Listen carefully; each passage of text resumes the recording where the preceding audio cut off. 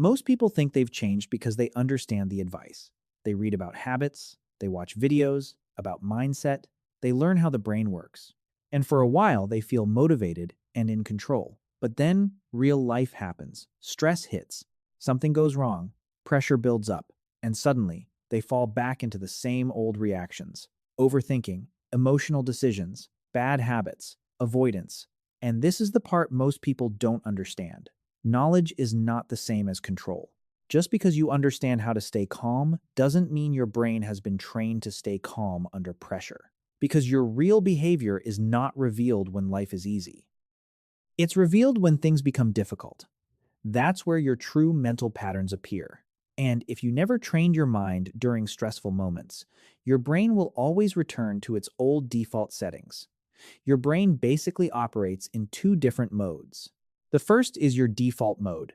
This is the automatic version of you, the version that reacts without thinking. It's emotional, impulsive, fast.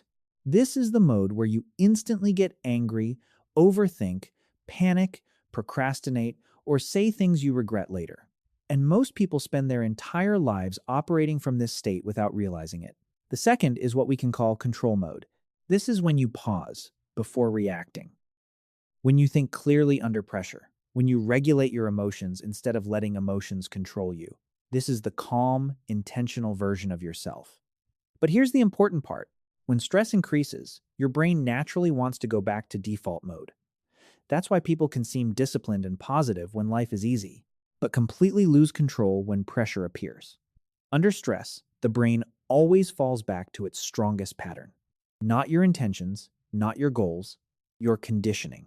And this is why mental strength is not about acting calm when everything is fine. The real goal is learning how to stay in control mode when things are uncomfortable, uncertain, and emotionally difficult, because that's when your training actually matters. So how do mentally strong and emotionally stable people stay calm, even when life becomes stressful? It's usually not because they're naturally happier. It's because they've trained certain habits that protect their mind under pressure. The first habit is learning to delay their reaction. Most emotional damage happens in the first few seconds. The angry reply, the impulsive decision, the emotional response you regret later. Mentally strong people create what we can call a 5-second control gap. Before reacting, replying, or making a decision, they pause for a few seconds. That small pause gives the rational part of the brain time to catch up with the emotional part. Because calm people understand something important. A response is more powerful than a reaction. The second habit is that they stop chasing emotional highs all the time. Most people think happiness means excitement, stimulation, constant dopamine, always feeling amazing. But that creates emotional instability. Real happiness is not emotional intensity, it's emotional stability. Happy people don't need constant entertainment to feel okay. Their goal is not to feel high all the time. Their goal is to feel grounded. The third habit is simple but powerful. They finish what they start. Every unfinished task stays open inside the brain. Even if you forget about it consciously, your mind still carries it in the background. That creates mental stress without you realizing it. But when you complete small tasks, your brain feels closure, and closure creates calmness. The fourth habit is deep focus. Most people constantly switch between apps, thoughts, videos, messages, and tasks, and over time, that fragments attention and creates mental noise. But mentally stable people focus on one thing at a time. Because the brain performs best in clarity, not chaos. The fifth habit is identity-based discipline. Most people say, "I'll try to stay calm," but mentally strong people think differently. They say, "I am someone who stays calm under pressure." That difference matters. Because your brain follows identity more strongly than motivation.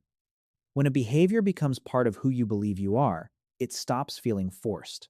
The sixth habit is reducing internal drama. A lot of stress does not come from the situation itself.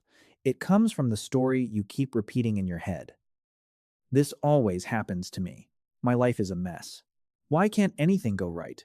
That internal commentary keeps feeding emotional pain. Happy people focus more on facts and less on mental storytelling. Less mental noise means less suffering.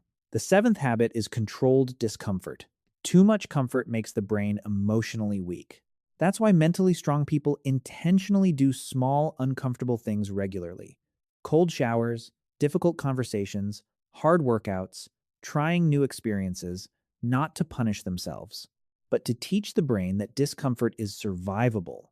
And over time, that rewires the stress response completely. The eighth habit is changing environment instead of overthinking. When most people feel stressed, they sit there thinking even more. But mentally healthy people interrupt the state physically. They go outside, change rooms, stand up, walk somewhere else.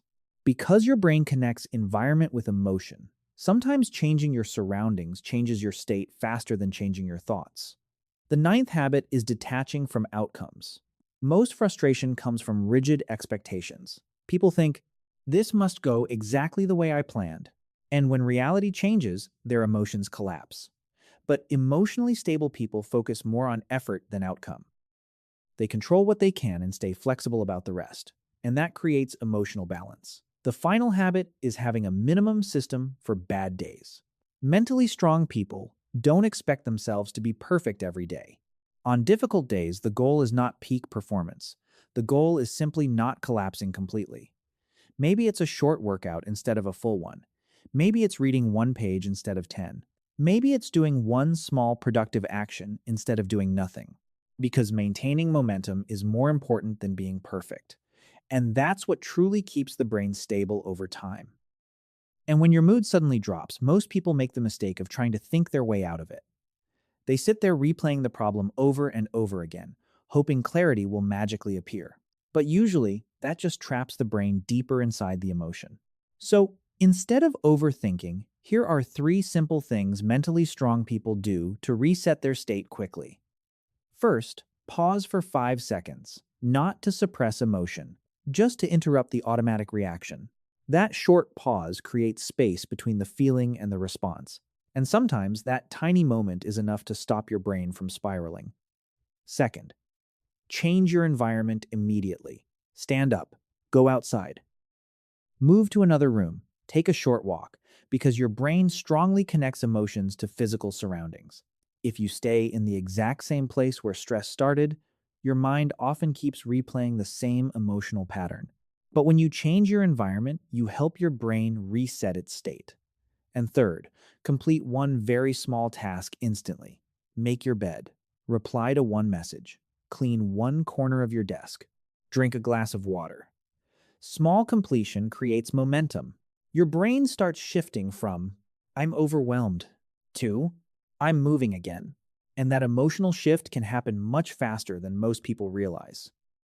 Because sometimes, improving your mood is not about solving your entire life. It's about interrupting the negative state before it takes control. And after understanding all of this, you start realizing something important. Happiness is not something you wait for. It's something you build through the way you train your mind every day. Most people think discipline comes after motivation or happiness. They think, once I feel better, I'll become more consistent. Once life gets easier, I'll finally have control. But the truth works in the opposite direction. Happiness does not create discipline. Discipline creates happiness. Because discipline creates stability. And stability creates emotional control. When your brain has structure, routines, and habits it can rely on, your emotions stop swinging wildly every time life becomes difficult. You stop feeling controlled by every stressful moment, every bad mood, or every setback. And over time, that emotional stability becomes what most people call happiness. Not constant excitement, not fake positivity, just a calm mind that no longer collapses under pressure. That's the real goal. Not becoming emotionless, not becoming perfect, just becoming someone who can stay grounded when life gets hard. And if this video helped you understand your brain differently, don't stop here. Go watch the previous video where we break down the foundation of brain rewiring and happiness habits, because this video builds on top of that system. And if you found these ideas useful, make sure to like the video, share it with someone who's struggling mentally right now, and subscribe to the channel for more practical videos about psychology, discipline, emotional control, and simple systems that actually work in real life. Because once you understand how your brain really works, you stop fighting yourself and start training yourself instead.